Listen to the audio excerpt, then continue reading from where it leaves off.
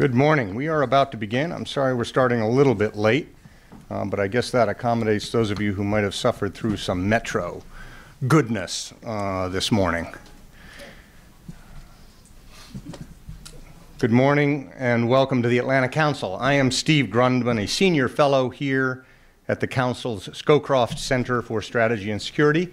I'm the producer of this Defense Industrial Policy series. Thank you all for coming. Thanks very much, both those of you here in the room and those of you who may be watching on the live stream.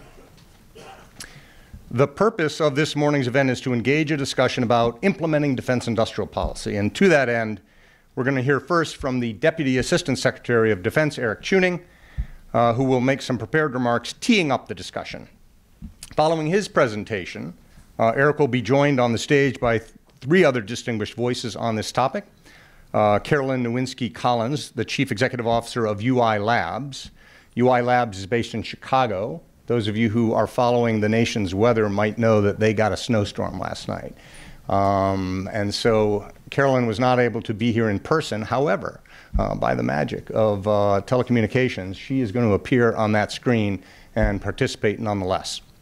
Arun Seraphin, a professional staff member of the Senate Armed Services Committee, is another of the panelists, and Jeff Wilcox, the Vice President for Digital Transformation at Lockheed Martin, will comprise a panel which will mount the stage and engage us in a discussion after Eric's prepared remarks.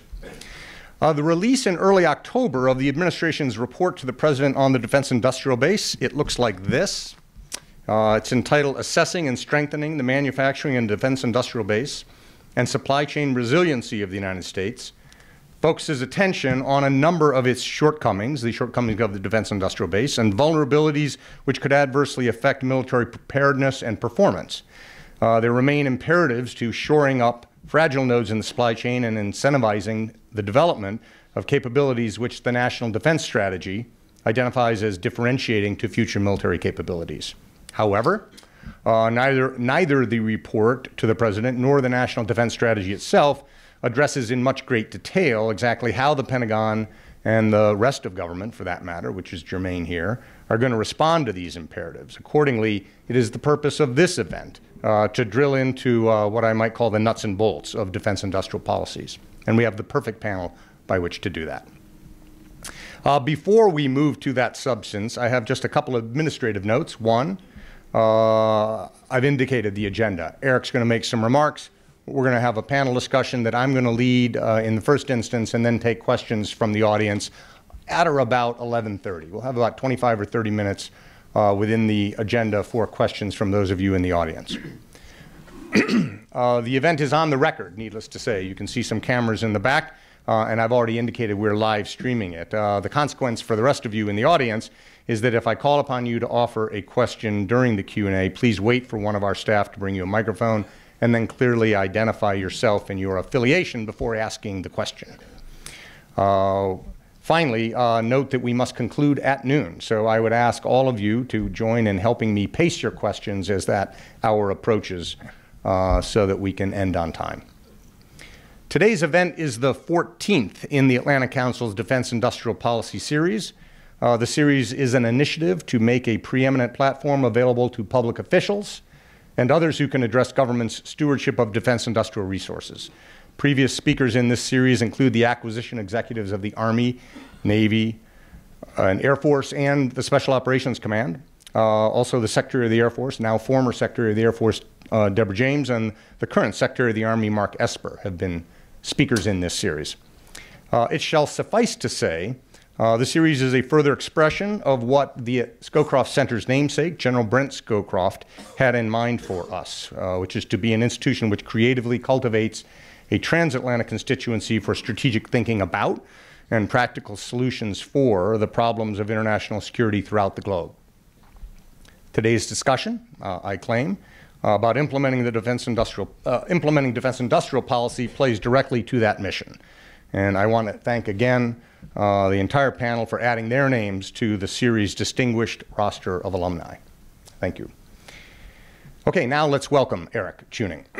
Eric is the Deputy Assistant Secretary of Defense for Industrial Policy, in which capacity he served as the principal author of the report to the President of the Interagency Task Force responding to Executive Order 13806. As I've said or implied, that report is the very impetus for today's discussion, and Eric will address parts of it in his prepared remarks. More generally, Eric is the principal advisor to the Undersecretary for Acquisition and Sustainment, Ellen Lord, about the capabilities, health, and policies concerning industrial resources, the industrial resources on which the DoD relies. Prior to taking this position in 2017, Eric was a partner with the consultancy McKinsey & Company. He also is a former U.S. Army officer and served in Operation Iraqi Freedom with the 1st Battalion, 5th Cavalry Regiment. Thank you very much, Eric, for coming. We look forward to hearing your remarks.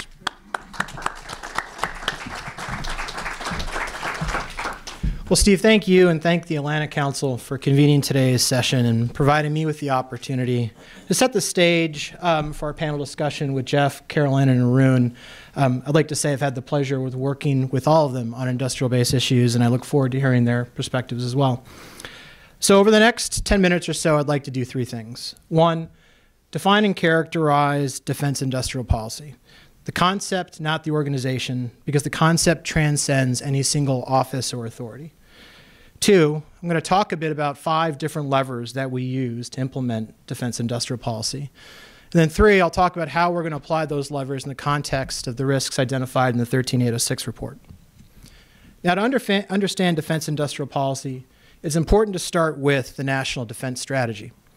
As many of you are aware, the NDS, with its focus on great power competition, clearly laid out 3 priority areas: increasing the lethality of the joint force, strengthening alliances and building new partnerships, and reforming how the DoD does business. Defense industrial policy plays a critical role in all 3, because defense industrial policy is the strategic effort to generate and convert economic power to fulfill military warfighting requirements now and in the future. It is how we generate and allocate resources to modernize the force.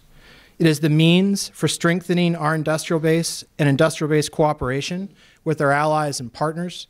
And it's a process that can be made more efficient through reform. Now, our warfighters have a broad set of requirements. The DoD buys everything from cell phones to nuclear weapons, healthcare services to spacecraft. The NDS in particular highlighted key capabilities for force modernization as we retool the industrial base for great power competition. Capabilities like hypersonics, advanced autonomous systems, nuclear forces, space, and cyberspace. As noted in the NDS, our ability to modernize this force requires changes to culture, investment sources, and protection of our national security innovation base. In some technologies, we will continue to drive the state-of-the-art through government-funded R&D, but in others, we'll need to learn to be fast followers and tailorers of commercial sector advancements. In order to fulfill warfighter requirements, the department interacts with a range of industries with different market structures. For example, our power as a customer in microelectronics is different than our role in nuclear shipbuilding. The potential of new entrants in artificial intelligence is different than that for manned fighter aircraft. What's more, the nature of our participation in these markets is unique, because we are both a customer as well as an oversight authority. This position creates a range of levers for DoD to use to cultivate its supply base. Some of the levers are the same strategic sourcing tools used by large procurement organizations, while others reflect the distinct nature of our national security mission. And I'll briefly touch on what I consider to be 5 of the most important. The first is the acquisition policy lever, the rules of the game for how and what we buy. This includes how we set requirements, the acquisition process, and the supporting regulations and qualification standards. Currently, the department is implementing the largest body of acquisition reform since the Goldwater-Nichols Act, in recognition that the legacy way of doing things needs to evolve to our current operating environment. To better support the warfighter, the rules of the game need to enable faster fielding of capability, more cost efficiency, and expansion of the industrial base to a broader set of technology providers. The second lever are the procurement decisions, the choices we make about what system to buy, who to buy it from, and when to procure it. These decisions send the demand signal to industry so they can co-invest. It also signals the government's collective choice about where we are putting our money, often for decades. Ultimately, these funding levels determine the market opportunity available for industry in a particular capability area, and industry will size itself accordingly. The third lever are direct investments. Money and human capital we inject directly into the roots of the industrial base to stimulate growth or correct a market failure.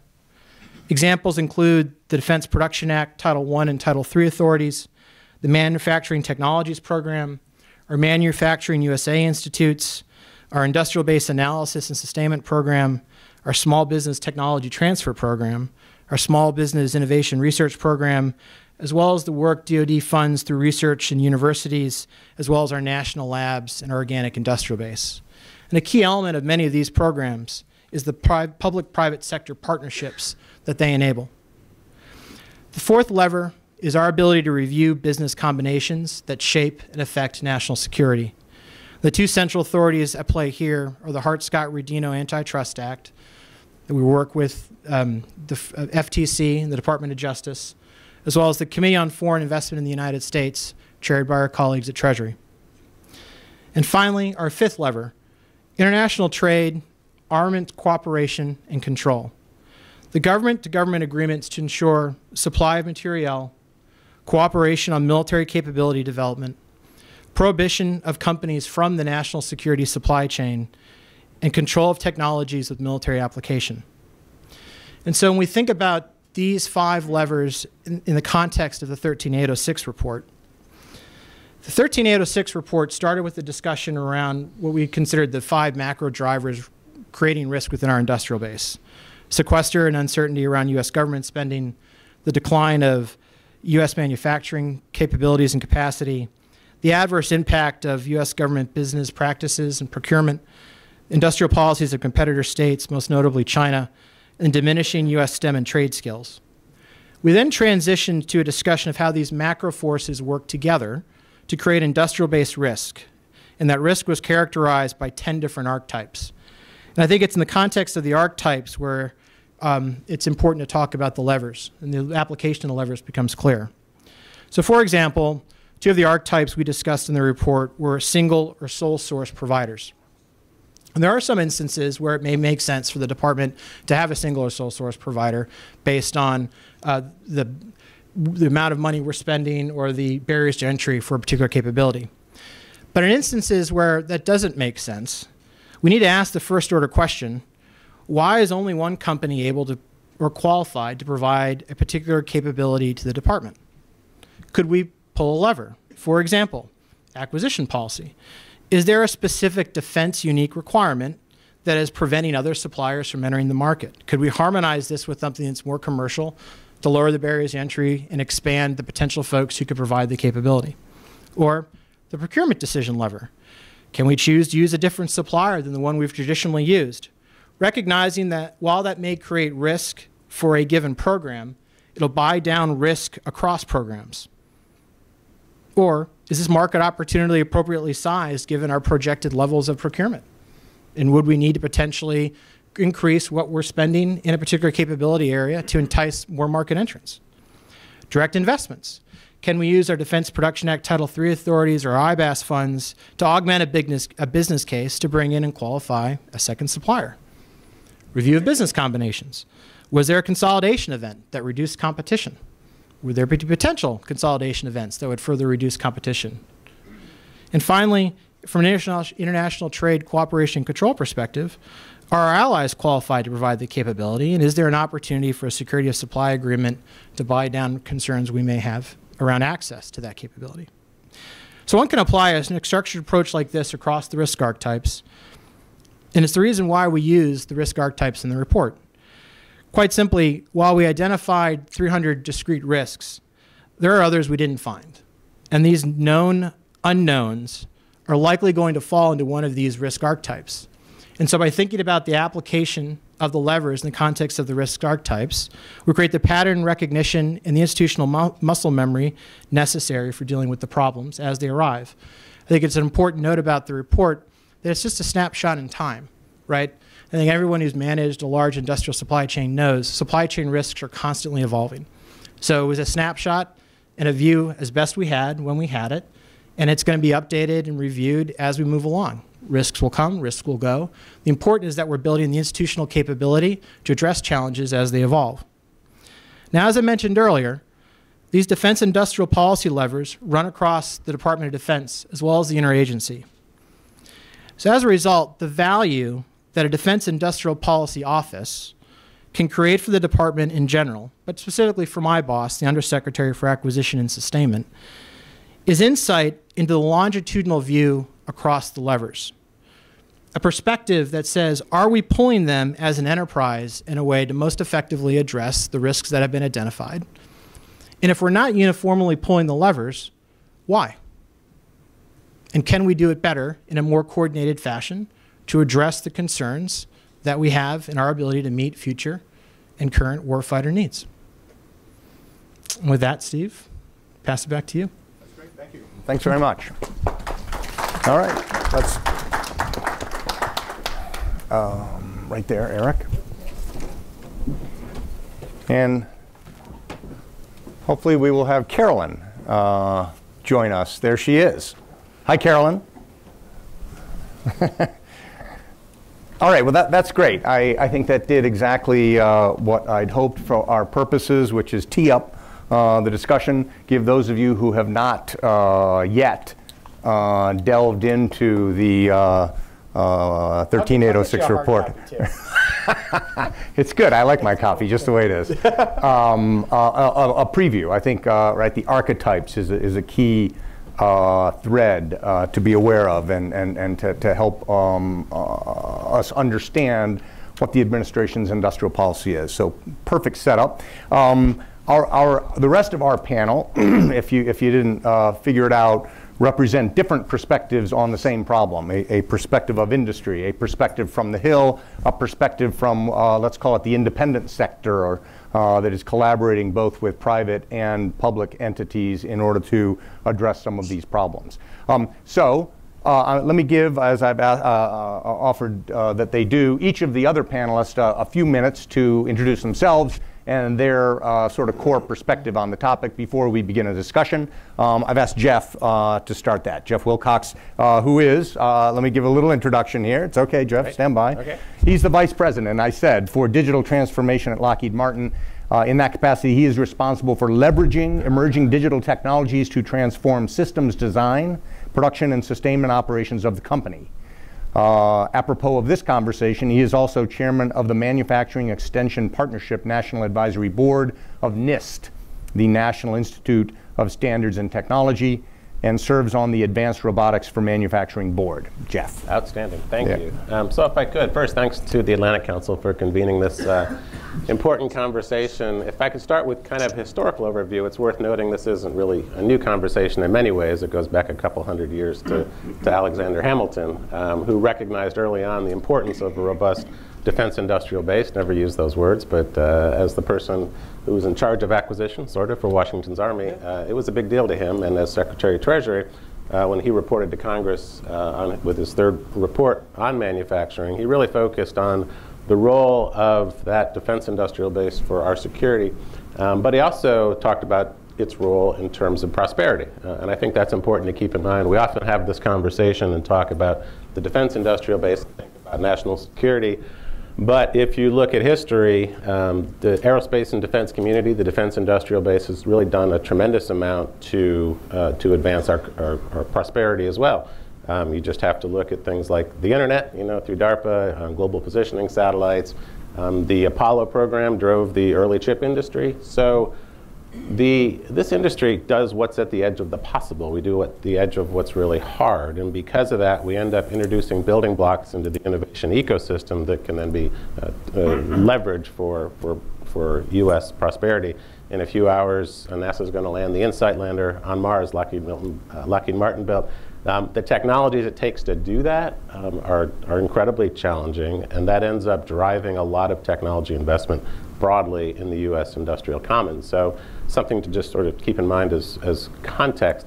This is a big deal to Lockheed Martin because we're a system integrator fundamentally, more so than a manufacturer. We have tens of thousands of suppliers, and so the health of the supply chain is an existential issue for us, and we spend a lot of time stewarding it and addressing it and working with the government and with academia to make sure that, that it remains robust. I would say that that's getting particularly challenging these days as we go into this fourth industrial revolution, Industry 4.0, you might have heard it referred to, which is this convergence of digital technologies, augmented reality, virtual reality, artificial intelligence, new materials, and so forth, all of which leverages data as fundamentally a new commodity in many ways in the scale and the processing power we have to deal with that. For companies like Lockheed Martin that has the scale, have the scale and the resources to move into Industry 4.0, it's an exciting time and it's a great challenge and opportunity. But for the supply base, a lot of these small and medium-sized enterprises at the roots, as Eric referred to it, of the defense industrial base, which is where this innovation comes from. You know, OEMs like Lockheed Martin rely on that extended supply base to bring to the best to bear and service to our customers. They have all they can do to meet payroll in many cases, you know, to find workers that can show up to start a second or a third shift. They have a lot of challenges on their hand, and entering the fourth industrial revolution is not what they wake up every morning thinking about, and yet if they don't, there's a risk of it getting left behind. And this base that we've been addressing for the past couple hundred years becomes at risk. So we really welcome this, this report and the study and this effort to address the risks to that base. I would add, as kind of an introduction to Carolyn, there's a number of mechanisms that we use to steward, foster, nurture that industrial base. One that Steve mentioned is the Manufacturing Extension Partnership, a public-private partnership. The other are the Manufacturing USA Institutes, which have been tremendous. Lockheed Martin was an early advocate in support of those initiatives. We're top-tier members of 8 of them now. I'm on the board of the Advanced Robotics for Manufacturing. That's a place where we can all come together, government, academia, industry, and shape a roadmap that will lead us all together into that fourth industrial revolution. So I think with that overview, I'll pass it on. Okay, Jeff, thank you very much. There are several things you mentioned that we can come back and develop in our discussion. I am indeed now going to turn to Carolyn, Dr. Carolyn Nowinski-Collins, who is, as I've said, the CEO of UI Labs, the mission of which institution is to transform industries using digital technologies. Carolyn will surely explain what UI Labs is all about, but it shall suffice by way of my introduction simply to note that UI Labs leads the consortium which was awarded the DoD contract in 2014 to operate the Digital Manufacturing and Design Innovation Institute, DMDI Institute, as we'll come to call it here. It's one of the, as Jeff alluded, one of the Manufacturing Innovation Institutes of the DoD's Manufacturing Technology Program. Prior to her appointment as CEO of UI Labs, Carolyn was Associate Vice President for Innovation and Economic Development at the University of Illinois. It's also worth noting that she spent the early part of her career in venture capital and corporate finance. Thank you very much, Carolyn. I'm sorry you weren't able to make it here due to the weather, but you are here, rest assured. Please give us your introductory remarks. All right, thanks so much, Steve, and thanks for being so accommodating and allowing me to join you guys, even despite the weather. So this is what digital technology is all about. After all. And Jeff, appreciate you teeing that up. As you mentioned, Lockheed Martin is actually one of our founding partners as well, and so it really does embody the true public-private partnership nature. And at UI Labs, our vision is to forge the future of industries through digital technology, through collaboration. And DMDII, which is, as Steve mentioned, the Digital Manufacturing and Design Innovation Institute, is the way that we focus on forging the future of American manufacturing. But let me back up for a moment and explain that DMDII is part of a larger effort in 2 ways. One, it's part of a network of manufacturing institutes, part of this Manufacturing USA network of 14 institutes across the U.S. that are all focused on one particular advanced manufacturing capability. The recognition of many groups, public and private, who recognized several years ago that our manufacturing capabilities were eroding, and that if we wanted to maintain national security, if we wanted to increase the manufacturing capabilities of the U.S., we needed to make sure that we were both developing these advanced manufacturing technologies and then also figuring out how to reduce those to practice from a technology standpoint and also from a workforce standpoint. So we're part of this broader Manufacturing USA network, and we're also one of 8 institutes that are part of the DoD Manufacturing Institutes. And these institutes are within the Office of Manufacturing Technology within the DoD. So the ManTech office broadly has the obligation, the requirement to maintain U.S. manufacturing capability needed for U.S. warfighter readiness, for our military preparedness. And so how do we make sure that our manufacturing base has those capabilities to make sure that we are the most competitive, that we are the most capable? And so as part of that ManTech mandate, these institutes then take on different types of advanced manufacturing capabilities. For us at DMDII, we focus on digital manufacturing. And as Jeff alluded to, this is fits very nicely into this fourth industrial revolution, the Industry 4.0 movement. It's bringing the digital and physical worlds together. So within digital manufacturing, what we want to do is we want to connect every part of the product life cycle. We want to use data to create what is called the digital thread. And that's the thread of data from the earliest stages of design through factory operations, through making and assembling, through the supply chain and end-of-life sustainment. And so there's an incredible amount of data that is collected along this thread that allows us to make better insights, to better understand what is happening within our factories, what is happening within our supply chains, and ultimately raise the readiness, raise the capabilities of our industrial base. It's through partnerships with the Department of Defense and through our leading manufacturing partners like Lockheed Martin, who are basically working hand in hand, where we can understand what is the need for the warfighter, what is the need from the manufacturing industrial base, what is the need for the commercial manufacturing base, so that we can tie all these groups together, create a ecosystem that develops these technologies and advances them, also transitions and develops these technologies, and ultimately also creates a capable workforce. And it's by bringing together, in our case, more than 300 different organizations alongside the Department of Defense, including universities, startups, and large businesses, technology companies, manufacturing companies, that we can ultimately do what our job is to accelerate the development and adoption of these digital manufacturing technologies. Without this lever of being able to make those investments, public and private, side by side, we fear that we won't have that readiness of the manufacturing industrial base that's necessary in this fourth industrial revolution. And so with that, Steve, I'll turn it back to you. Okay, that's great. Although I'm going to impose on you one further question, if only because I think the answer will surprise. What does the UI in UI Labs stand for? University industry. So with early recognition that by connecting the great innovations that are happening at our research universities here in the U.S., a real competitive advantage for the U.S., to industry's needs, then we can hopefully transition those technologies more quickly, more efficiently, and ultimately more cost effectively as well. Is there a tie to the University of Illinois, or is that a feint?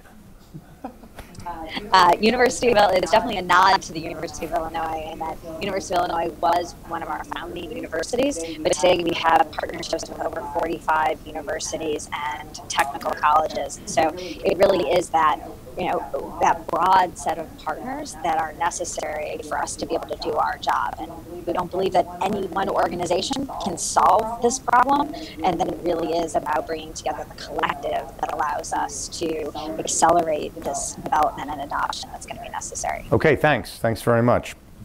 Finally, hardly least, let me introduce Dr. Arun Seraphin, who is, as I've said, a professional staff member on the SASC, where he is responsible for those portions of the annual defense authorization bill concerning, among other things, he has a big job: acquisition policy management at the Pentagon, the science and technology program, information technology systems, defense labs, the aforementioned Small Business Innovative Research Program, and test and evaluation programs.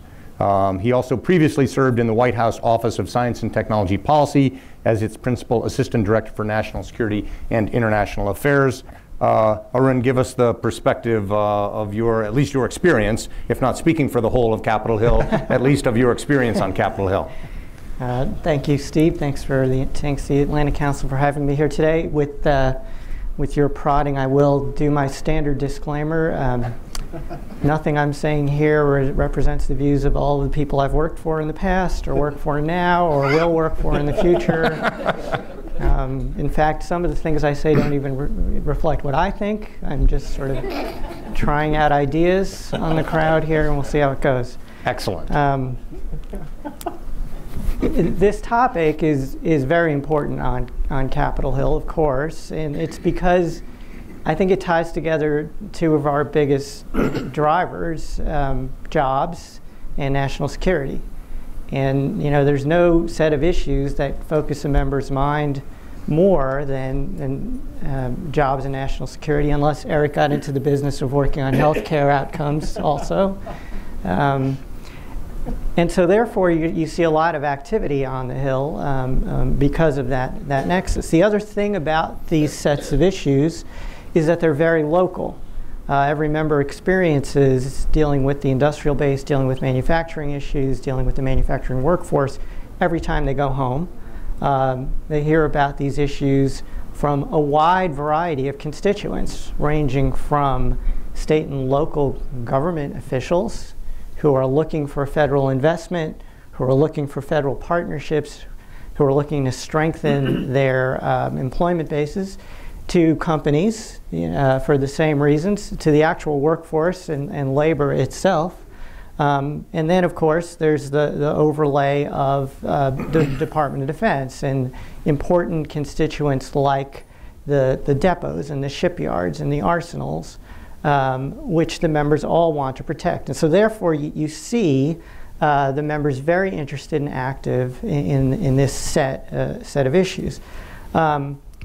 What we are sometimes struggling with is the line between industrial policy, which isn't something that we usually engage in actively on the Hill, and national security policy, which is something we always engage in on the Hill.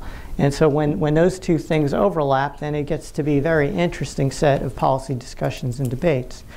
But looking back over the years, even in my time on the Hill, we've been on the Senate Armed Services Committee in the National Defense Authorization Act very active in these areas, particularly through support of some of the programs that the other panelists have mentioned, the manufacturing technology programs managed out of the Pentagon and the military services, the Defense Production Act, and the investments being made in the industrial base through the Defense Production Act. The National Network of Manufacturing Institutes, including those managed by the Department of Defense, the manufacturing extension programs. And so the active support of funding of those areas, the active support of the policies and the authorization of the programs themselves reflects the interests of the Hill in the past and I think going forward. We have over the years written a lot of legislation in various, targeting various specific issues in manufacturing. So for example, it was an NDAA that originally mandated the creation of a manufacturing and industrial based policy office within the Pentagon. That was to try to strengthen the role of the voice of industrial policy within decisions made in the broader acquisition programs of the Department of Defense. We've tried to strengthen the ManTech program by creating a joint defense manufacturing technology program and a panel to coordinate those efforts to try to connect those programs to the manufacturing industrial extension programs of the Department of Commerce and to push for manufacturing strategies that can help guide congressional investment in manufacturing in targeted sectors.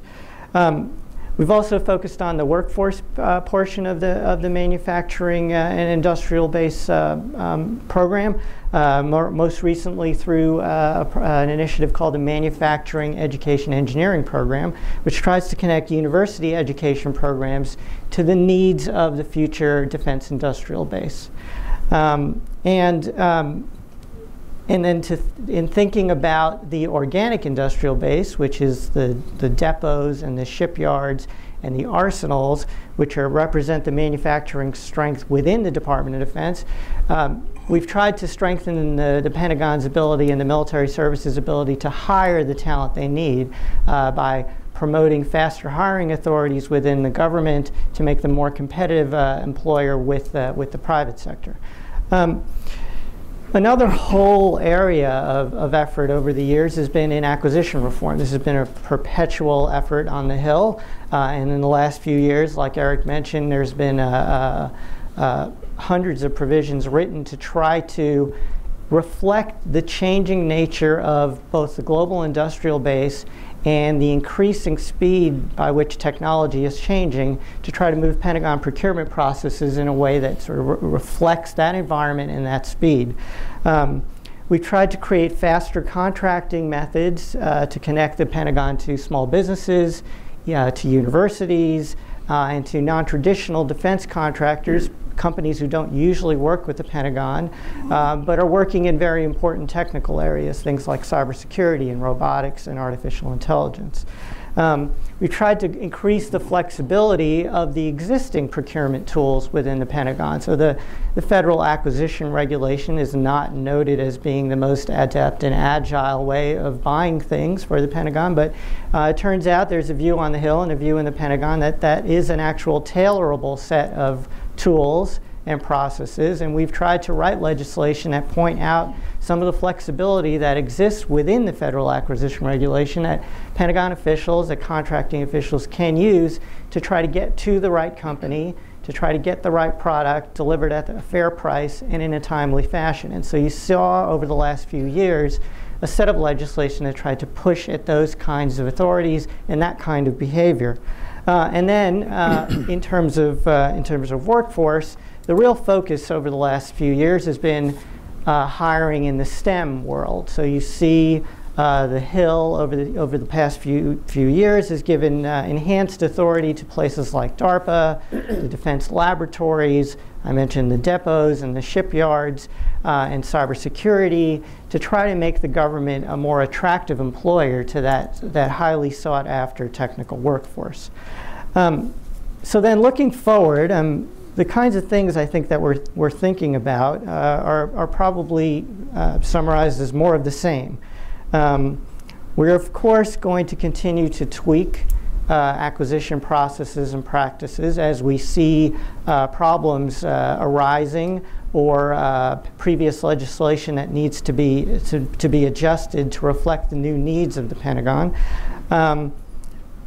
I think a major emphasis will be trying to help the Pentagon actually implement all of those different provisions that have been written over the years, and that is some function of training the workforce and just the standard process of congressional oversight over the use of some of these new flexible acquisition tools. In terms of looking at the manufacturing and technical workforce, I think in addition to the hiring authorities that have been given out over the years, I think we're going to try to think about things like making use of the vast numbers of talented foreign nationals who come to this country to study engineering and science and manufacturing, which gives us an advantage over some of our global competitors. Those same people aren't always going to every country. But we, in working with the Defense Department, haven't really figured out how to make use of all that foreign national talent and put it to effect to improve national security innovation.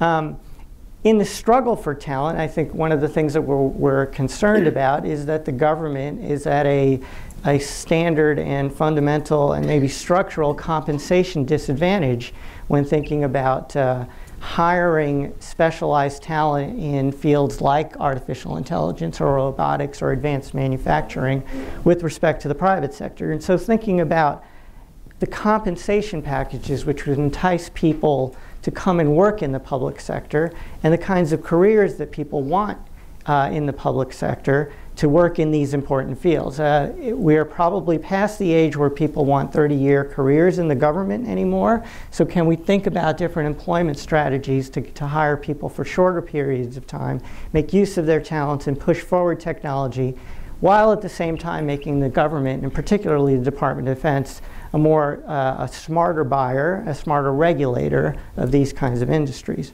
And then in the workforce piece, I think the other thing that we're struggling with is in offices like Eric, you know, he may need a few really smart artificial intelligence people, but I would assert what people like Eric need in offices that think about the industrial base need is real management, financial, almost Wall Street expertise. And so how is it that we can get that kind of business expertise into the Pentagon to think about these complex industrial relationships, to think about how the public sector should be interacting with a globalized technological manufacturing base. In the same way that we, for decades, have had a strong relationship with the university community and bring in talent in science and engineering to support our DARPAs and our national science foundations. And more recently, we've planted outposts in places like Silicon Valley to tap into an innovative community that the Pentagon hasn't had a relationship with. Should we be thinking about the same thing with places like Wall Street, with places like the banking community, to reach out to get a better understanding of their drivers and hopefully to attract some of that talent to come back and work with the Pentagon on these challenging issues? In particular, for example, can we get data analytics experts, like Carolyn was talking about, to come and help us think not just about tactical data on the battlefield, but data as it reflects to manufacturing problems, data as it reflects to procurement policies, data as it reflects to industrial-based policy. And then the last thing I'll mention before I get up to stage is money. We think about money on Capitol Hill, of course, and I would say from a policy perspective, the Hill's very comfortable in thinking about spending money on fundamental science to promote all the technologies that are driving both economic security, national security, healthcare outcomes. The investments in universities, investments in basic research that lead to things like internet and GPS, we're good with that. We're also good with procuring the things that the Defense Department needs to equip the military to fight the next battles to ensure our national security. It's sort of everything in between that we're struggling with. We don't have a good sense of how to fund what's called valley of death programs, to mature things to the point of commercialization or production. We don't have a good sense of where government procurement dollars can be used as a tool to spur and stimulate and preserve innovation in this country. In the same way that we're very comfortable using R&D dollars to stimulate innovation, should we be also thinking about procurement to create markets, to create domestic suppliers of artificial intelligence capabilities, robotics capabilities going forward? So I think one of the things we're going to be thinking about and struggling with is how to invest, how to budget for that kind of gray area where we've traditionally called that industrial policy and kind of ceded the duty over to the private sector. Maybe the world has changed and the government needs to think about doing more of that from the inside. So with that, I'll stop. I'm happy to take questions. Okay, that's great. Arun, your remarks reflect the activism, I think we could call it, on Capitol Hill over not just the recent year, but for a few years in industrial policy, in which you're indicating, while not speaking for anyone, is likely to continue. Here's my first question, which I'll direct at Eric, but any of the other three panelists may weigh in as they'd like. I wanted to remark upon the renaming of your office as industrial policy. When I had this job almost 20 years ago, the name of the office was Industrial Affairs. And that ostensibly subtle difference actually marks a really fundamental cultural divide, I would almost observe. And I wanted to draw you out, Eric, on where we are in a culture, which actually, to pick up on a point that Arun made, where industrial policy kind of traffics in a culture that mostly gravitates toward laissez-faire. The reason my office was called Industrial Affairs is because, if you can imagine, against the 1994 Congress, no Democrat was going to try to pass off an industrial policy. That's not what we do culturally. And by the same token, national security policy is very much sort of has has acceptable, I'll call them command economy instincts.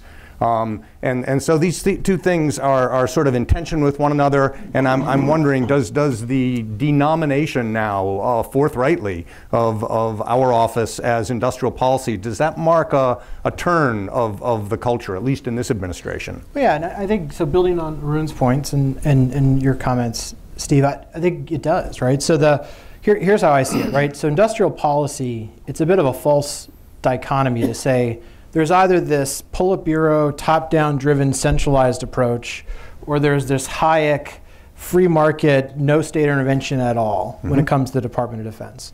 For the comments I made earlier, we oversee a range of different markets. We're a customer, we're a regulator, right? There are all different shades of levels of state intervention and management of those things across the board. And so I think the point we're trying to make with perhaps the subtle renaming is the need to be more thoughtful around how our role as both a customer in some of those markets where we are very determinative because we're potentially the only customer or one of a handful of small ones, and differentiating how we might act there versus ones where we are a derivative buyer. And I think too, to build off Arun's point also, there's a need for subject matter expertise at the intersection between economics and national security, right? And I think we've allowed, to a certain degree, the development of silos around, with an economic perspective, everything is about positive sum outcomes. From a national security perspective, it's zero-sum outcomes. You need the ability to be able to talk and bridge across the both, because in an era of great power competition, you need to be able to talk both in terms of positive sum economic relationships and what implications that may have from zero-sum national security.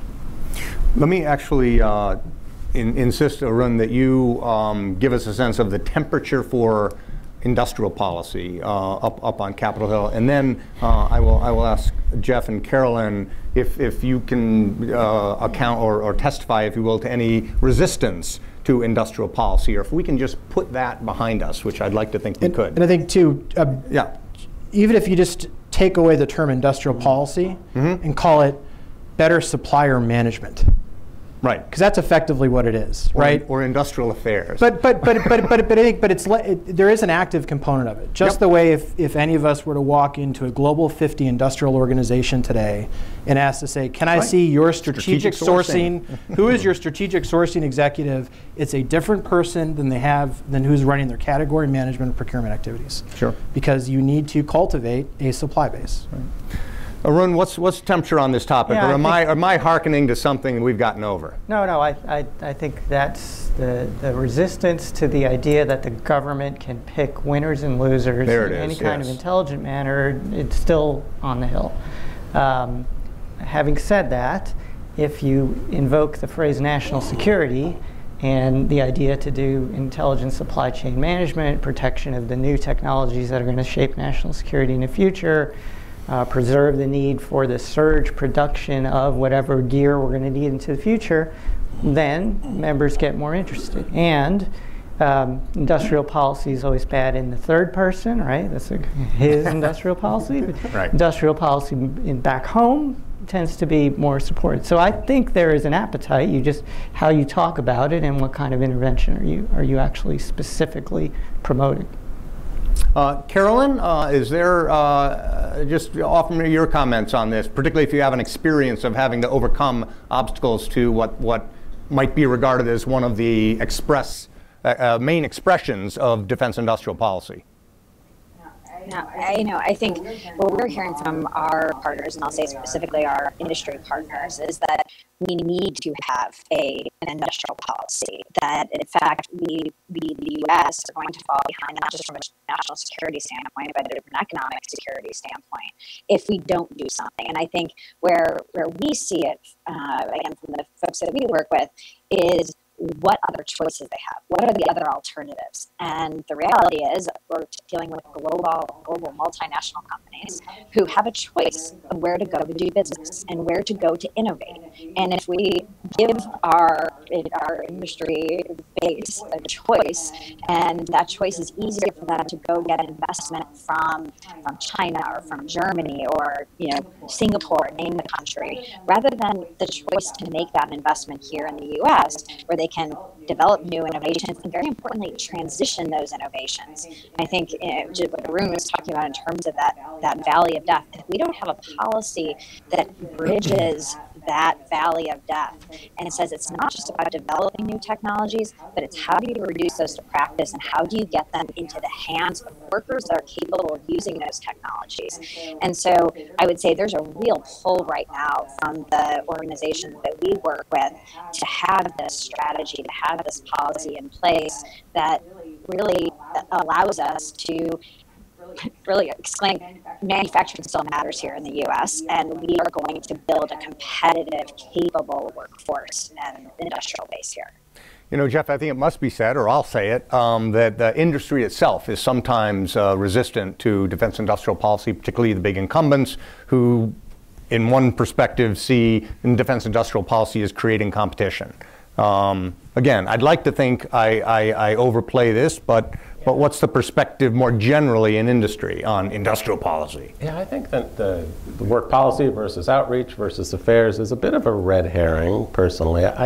Engagement's always good, and Carolyn said it very well. We want to be at the table with the government. We want to know what they're thinking. We want to help shape where we're going together. And so I don't sense this resistance to the word policy and industrial policy. I sort of put it into two camps. One is engagement in articulating advanced needs that commercial is never going to address, like hypersonics comes to mind. I don't believe there are commercial hypersonics programs. I'm pretty sure there are.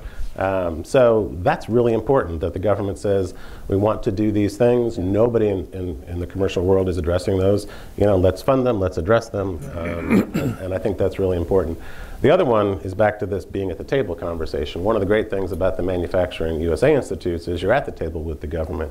And there are actually very few places where we go where we're at the table with the government and with academia and industry for reasons that are never quite clear to me. There aren't a lot of forums where that happens, but it's so important because that dialogue is really what shapes public needs, so we understand public needs, and so they understand our capabilities as well as our challenges, especially in the supply chain and our ability to hire. So I guess I don't hear the angst personally anywhere that I go. I think in general, the more we talk, the better. The more we engage, the better. The more we shape the future together, the better.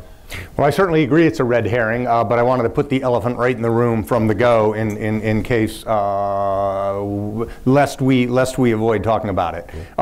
Now let's move on to, I'm sorry, Eric. Strategic sourcing. Strategic sourcing. Supply chain management.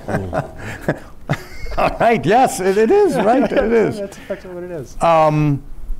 Let me turn now to a different question, and that is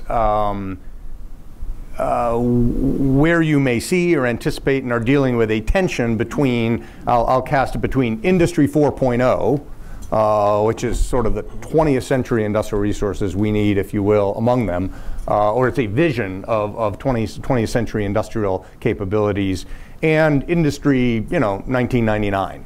My own experience, again, managing industrial policy, is that particularly with respect to constituent interests and interests on the Hill, industrial policy tends to be as much about protecting and retaining and cultivating yesterday's capabilities as it is about curating capabilities for the future.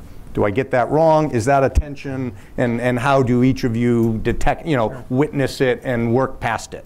If it should be worked past, I guess I shouldn't presume that it is. I think so. When I think about Industry 4.0 versus some other things, I immediately go to what are we doing as a department?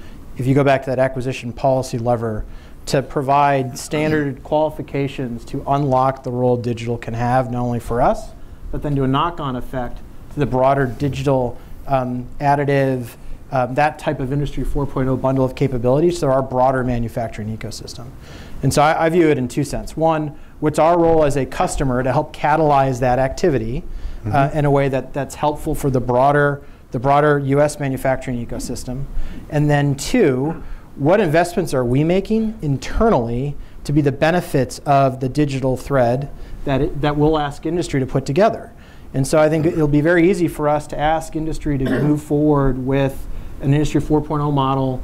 We'll have to work through things like intellectual property rights and all the rest of that. But if you're going to use it on the front end to get the value out of the life cycle costs requires investments in our own capabilities for management of that digital thread through the life cycle. And so I think about it, what can we do to catalyze? And then are we making the right investments internally to keep pace with what we're asking industry to make investments in? Okay, let me take the harder part of this question and give it to Jeff, which is, will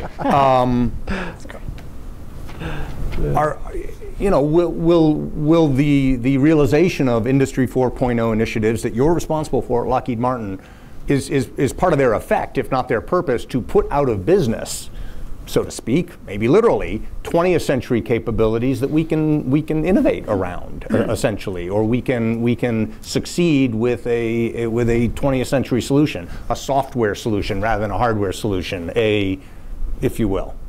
Yeah, I'm trying to think in terms of the tension. I guess first I'd say that the greatest tension in realizing Industry 4.0 is going to be modes of working. Mm-hmm. It's going to be methods of how we work together to leverage those technologies. If you look at past industrial revolutions like the second one, it was decades before you saw, when we started to introduce electricity into factories, productivity improve. It was decades, a long time after computers were introduced before productivity metrics improved. And you're not seeing them yet with the fourth industrial revolution. So you have to think in terms of the tension to me is expectations and methods of working with our customers and with our supply chain that are just outdated. Because if you force new technologies into old ways of working, you never see the benefit of it. The example I always like to give is email. When I started working, you'd type up an interoffice memo, you put it in that manila envelope, you put that little red string around it. Shotgun envelope. Yeah, and you'd send it around. And so then the digital revolution comes along. What do we do now? Well, we type an email and we send it around the office. It's the same thing, right? Except we can do more of it, which I'm not sure is more productive, quite frankly. So that's not realizing the benefits of computer technology. We're just now seeing, new types of tools that let offices work together, like Slack, that are starting to overcome that.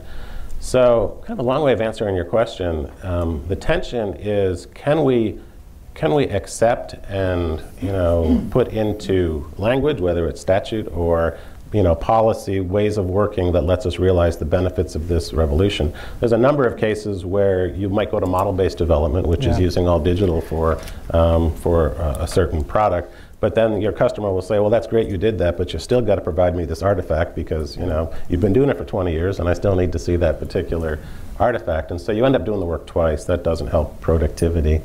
So at this point, I've talked long enough that I've forgotten your question, Steve. Well, I'm sure Arun will not, because it's got to be the case on the Hill that the constituency for an industrial policy around anchor chains and buggy whips is a real part of life up there, right? So all institutions struggle with moving into the future. Yeah, okay. That's true. Fair enough. And we struggle with the military services on anchor chains and buggy whips and aircraft carriers, for example, as well. I think what makes the members interested and excited about, we'll call it Industry 4.0, is the fact that it's going to be a different model from where you perform the innovation. So whatever the technology is that you're interested in next week, I guarantee you it won't be developed in a government-owned, government-operated laboratory behind fences like things used to be done in decades past. I guarantee you that the folks developing it won't be the corporate research labs that are trying to mature the prototypes. That they don't exist anymore. It'll be some strange combination of universities and small businesses and entrepreneurial professors with private sector money maturing these things. And I bet you that they won't be produced for the military by a set of, no offense, large primes who sort of corner the market in production. So the models by which DoD and the government are going to invest in innovation and then stimulate that innovation through prototyping and then get it into production are all going to be more hybrid, right? They're going to, from beginning to end, have a big prime presence, have a university presence, and have a small innovative business presence. And I think that interests the members. The other thing is that since all of these things revolve around workforce so much, that then involves the state and local governments much more than the federal government. And so from beginning to end, whatever that technology is next week, you're going to have a different kind of model of development of the IP and the workforce to manufacturing. I think that's something the members would get very, very behind. Yeah, the tension there, I don't see as, will the buggy whip makers go digital? It's a question of, are we going to put in place the incentives, the business case, so they will go digital? That to me is where the lift is. They'll go digital if we make it in their economic interest to do so. Right. But making it in their economic interest to do so requires us to change, your point, Jeff, our current mode of work. Yeah. Which is a much harder lift, but one we need to make. Carolyn, did you want to weigh in on buggy whips versus Industry 4.0? I think clearly, as everyone's talking about, the technology and the people, you need both to be able to move forward. And with every industrial revolution, we have seen jobs go and we've seen new jobs come. And I think in this fourth industrial revolution, there are a whole host of new opportunities. It's really hard to use these technologies. I mean, as Jeff said, changing the way that we work today is going to take time. And I think that we need to make sure that we have an eye towards programs that allow us to accelerate that timeline. And just 5 years ago, when DMDII first got off the ground, there was in some cases a resistance to digital. Some companies saying it's not going to apply to me. I don't need to worry about this, or I can't worry about this because I don't have the right workforce, the resources, or frankly, I'm just trying to get production out, get product out the door. And today, I think there's an increased recognition that digital is going to affect all industrial companies. And how are we going to make sure that we have access to those technologies and that we can put them to practical use? And very importantly, that we have an ROI case. We have a real business case for these. And I think that goes back to what Eric was just saying. There are ways to incentivize this, but we have to make sure that, I would say, maybe the incentives are also aligned with what is the real business case that we are trying to solve for. What's the return on the investment that we are expecting? And there's actually a host of case studies, many of which we're developing with our partners here at DMDII, that tell us there is a productivity increase when digital technologies are used.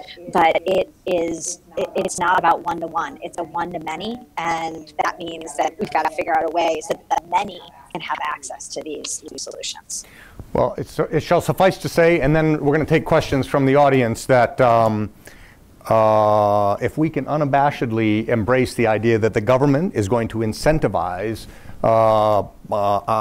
constituents of the economy to do things that are strategic to us, that would be an important, believe it or not, advance in industrial policy in this country, defense industrial policy. And I'm hearing all four of you say we can. Yes, we can. Sorry to coin the phrase. We don't have a choice. Okay. I will start here, unless there's a question in the back. I'll start here with Harlan Ullman on the front row and then come to the gentleman in the third row. Wait for the microphone. Right here, please. And then give a microphone to the gentleman in the third row. Thank you. I'm Harlan Ullman with the Atlantic Council. It's good to be reminded about CFIUS, so thank you for your comments. It seems to me my question has to do with the two black holes and Achilles' heels of all this. Namely, what do you do in war in terms of retention, in terms of replacement, and repair? In World War II, the Navy started with 5 aircraft carriers in the Pacific and lost all but 1. By the end of the war, we had 100. The 8th Air Force lost 10,000 fighters and bombers. You could build Liberators and Mustangs in days, if not weeks. McCain and Fitzgerald were badly damaged. It'll take 2 years to bring them back. And as you know, keeping our current advanced inventory of fighter and helicopters, even operational in peacetime, is very difficult. So what are your thoughts about what happens in a real war? And you're looking at China and Russia. This is not going to be the types of war we've fought since Vietnam in terms of battle damage repair and indeed replacement of these advanced systems. Eric, can we start with you and then come to Jeff? So, no, I think Thank you. The ability to kind of measure the resiliency of the system in response to that is very important. And one of the efforts that we've taken on as a follow-on exercise is to actually try and model out the resiliency of certain elements of the industrial base under some of those scenarios to identify where would we have bottlenecks, and then how would we go and debottleneck that part of the system. Because to your point, it becomes really a throughput question. that will have constraints. Let's identify where the constraints are. They may be at the prime level, but they're probably somewhere in the sub-tier. And it's going to vary if we're talking about munitions versus if we're talking about manned fighter aircraft. Jeff, is industry ready to mobilize as needed? Yeah, I guess I would come back to technology when you think about surge. We've gotten a lot better recently at doing things quickly. I mentioned InSight that's landing later today. Those CubeSats were developed in a matter of months and that kind of thing. Missions to Mars used to take years and years and years. So we've gotten better at using advanced technology like 3D printing to do things quickly. So I think that will help address that. Also, you mentioned availability, which is a big deal of assets in the field. Anything you can do to drive that up is all in the direction, of course, of goodness. And we've seen tremendous success in data analytics, health management, being able to, we see this a lot, especially right now in the commercial world, in our commercial helicopter business, where availability, like for getting helicopters out to North Sea oil platforms, is critical. And so they put a lot of investment into, we put a lot of investment into analytics for that. Those same algorithms can really drive by significant percentage points availability of assets in the field. That starts to get at kind of the surge issue, at least if you have them all, that helps. Beyond that, I guess I'm optimistic about the role of technology, provided that we can deal with the acquisition reform related issues and the methods of work related issues. We can go a lot faster, I guess is what I'm trying to say, using these new technologies to deal with surge. And it's not so much about the technologies there. Again, it's about methods of work that need to be addressed to get there. Okay, there's a question right here on the third row. And then I'm going to come to the woman in the fifth row, if you would give her a microphone, please, sir. Thank you, Jeff Steinberg, Pacific Tech Bridge. The takeaway that I got from the report, among other things, is that we can't do it alone. The National Technology and Industrial Base was expanded with FY 2017 to include UK and Australia, and I'm wondering about how you view other partner and allied countries. You've mentioned Israel in another venue. Japan and South Korea both come to mind as countries with very, very strong industrial bases. How do we take competitors and incorporate them into a strategy? Because my sense is that we've got a lot of catching up to do. Eric, and then Arun, if you could weigh in on that Sure. question as well, I'd appreciate it. Well, I mean, in line with the Secretary's priority around building alliances and partnerships, industrial-based cooperation becomes a very important element of that. I mean, I tend to think of industrial-based interoperability like force structure, the same way we think about warfighting interoperability. And as far as the report's concerned, we've shared our view on where allies can play a role with, I think, at this point, 5 other allied countries. Some of which you mentioned, some of which you haven't, because the reality is the concerns we outlined are concerns that they share. And we are in a dialogue with all of them around what portions of the risks we identified could we work collaboratively to address. The INTIB is one framework. We also have bilateral agreements through security supply arrangements that become another mechanism. But without a doubt, our allies are part of the answer. I think, too, just to build on that, and maybe bring it back to some of the CFIUS conversations, one of the concerns that we've raised with them is participation within our defense industrial base comes with the need for a certain level of foreign direct investment protection. And so we're also working with our allies on updates to their own FDI regimes. And I think you've seen progress on that front from a range, whether it's the UK with looking at updates to the Enterprise Act, Canada, Invest in Canada, the EU recently updating their foreign direct investment protection. So I think there's elements of how do we work together to address the concerns tactically, but then also to put in place the structures necessary for deeper integration.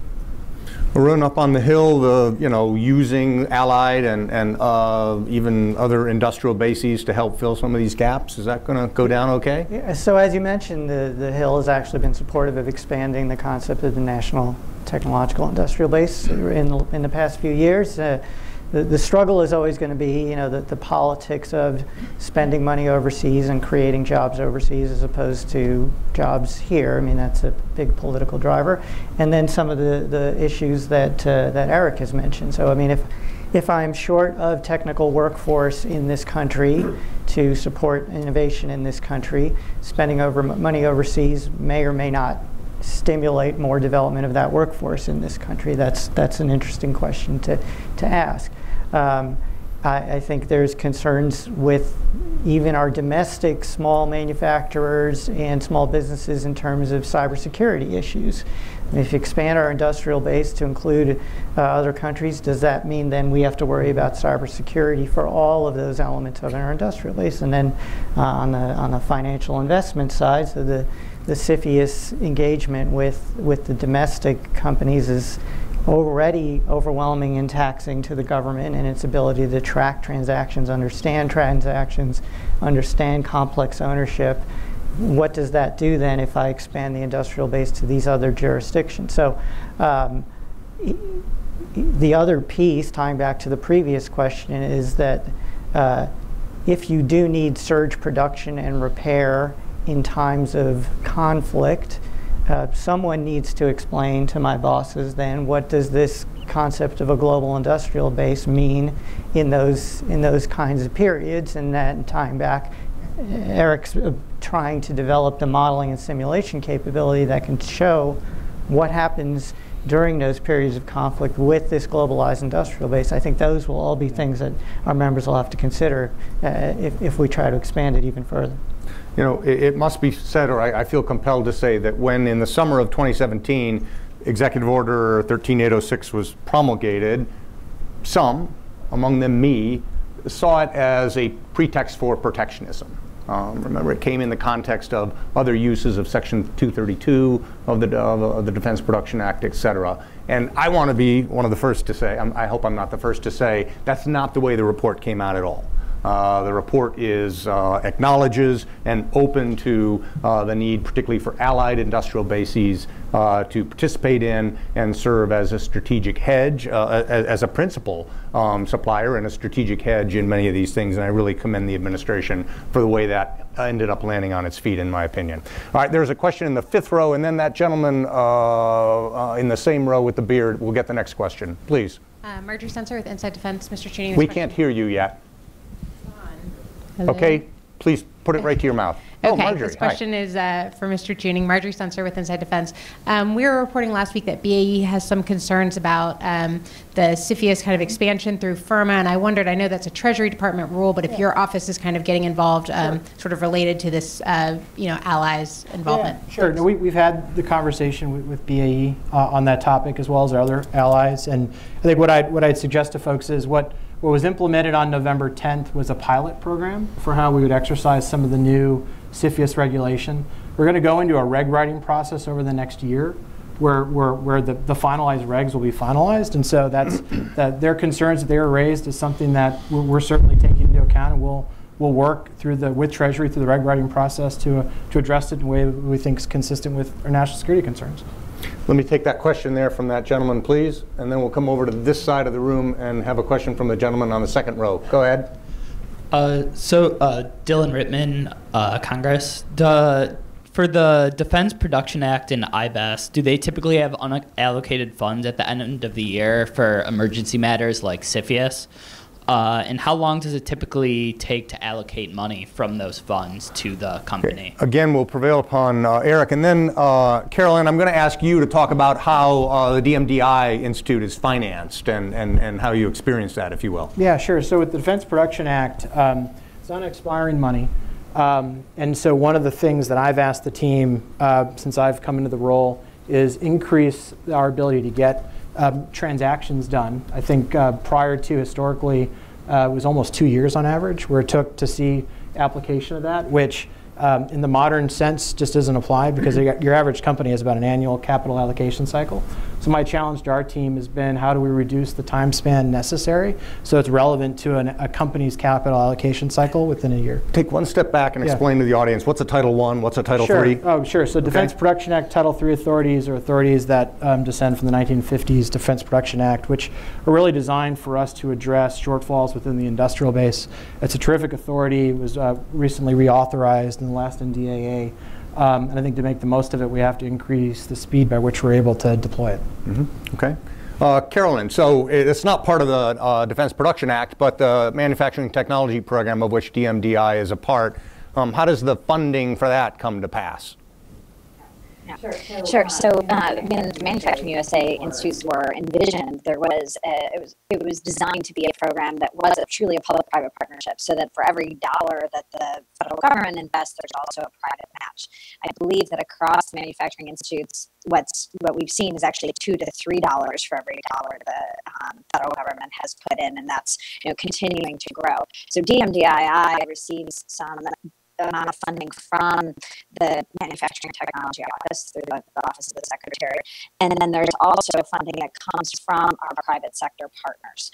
And that funding comes in two fashions. One, it comes to support the operations of the institute, support that around the table conversation that Jeff mentioned, the convening of the various partner groups, and then also the workforce development and education that comes along with our mandate. And then there's also investment that the private sector makes in technology development and transition.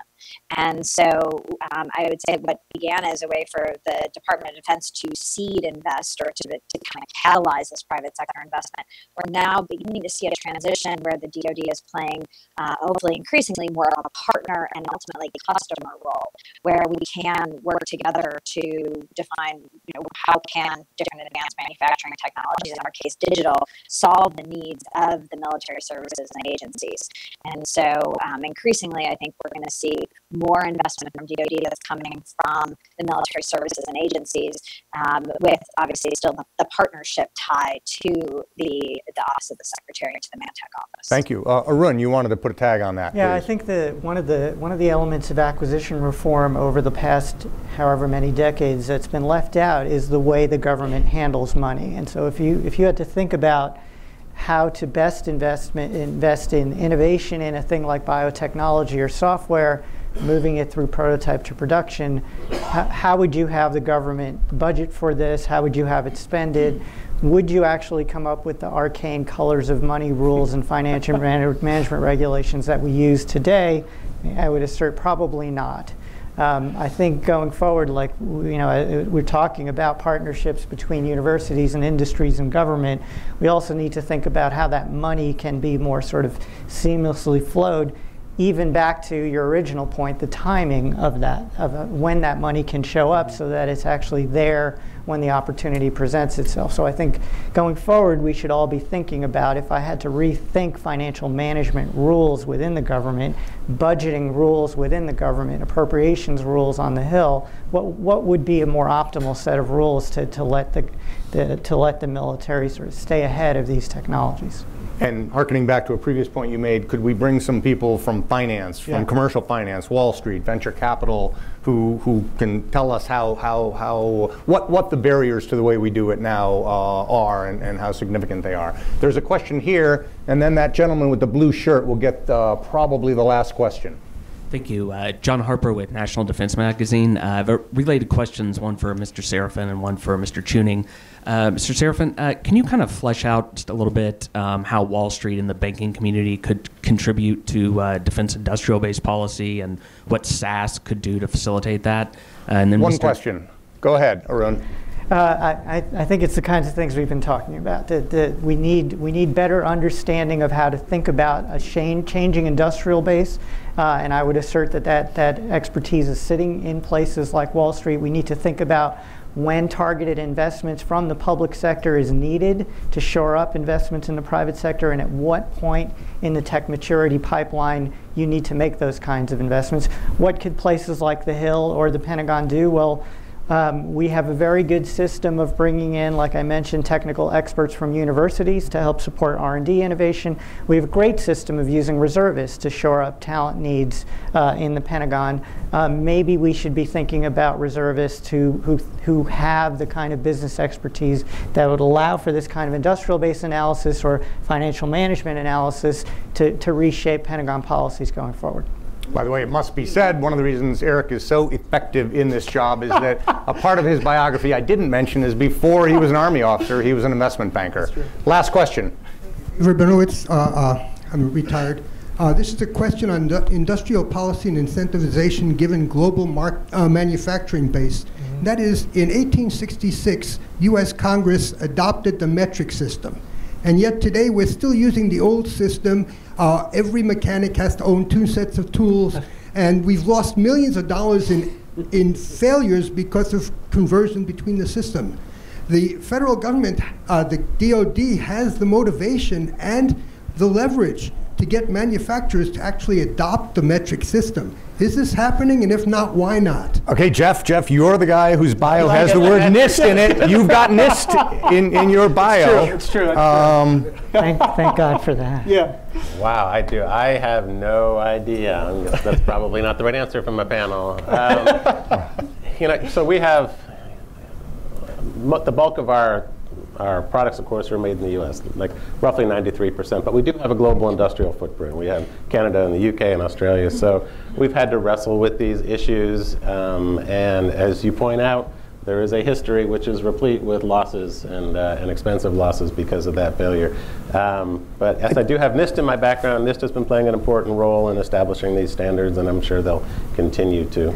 Beyond that, I'm not sure what I could add. You know, this question, though, does resonate with one of those tensions. We're not going to go back over it, but it resonates with the tension that there is an instant culture that sometimes has to be overwhelmed or overturned in order for us to have an effective defense industrial policy. And everyone's nodding. I don't think anybody disagrees, but I hope you also wouldn't disagree. It's harder than that. Yeah. It's harder than nodding. It's really hard. Yeah.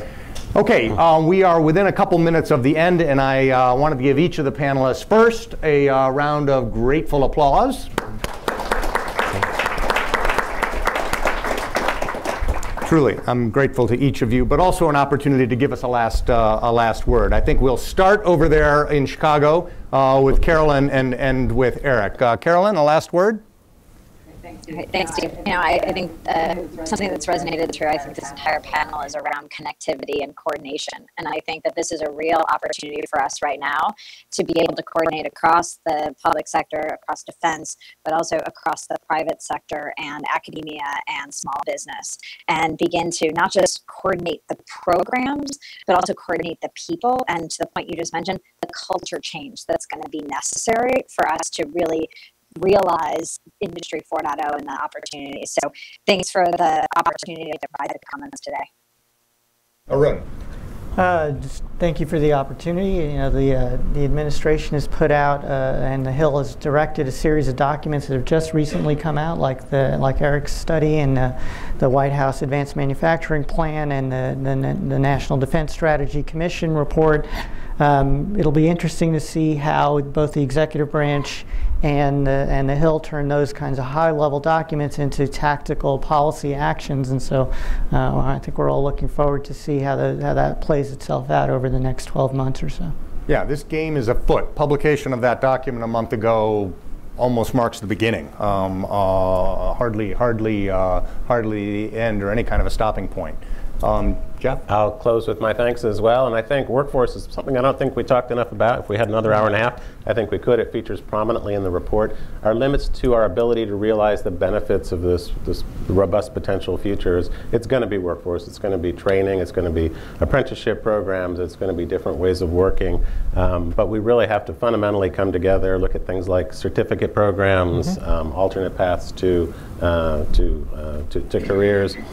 So if we could spend another hour and a half on people next time, that'd be super. But yeah, no, talent is bar none the dominant recurring theme of all of the events that I do around topics of defense industry and defense industrial policy. And Eric? Yeah, no, I echo the thanks to you, Steve, and the Atlantic Council, and the opportunity to be up here with my colleagues. I think a couple of just quick points. I think you're right in the observation that says sort of the game's afoot, right? I mean, if you read the NDS all the way through, there's an element of needing to retool ourselves for what's implied in terms of the great power competition, right? And it's retooling ourselves across the national security innovation base, which was an intentional turn to broaden the sources of innovation that we're looking for for that competition.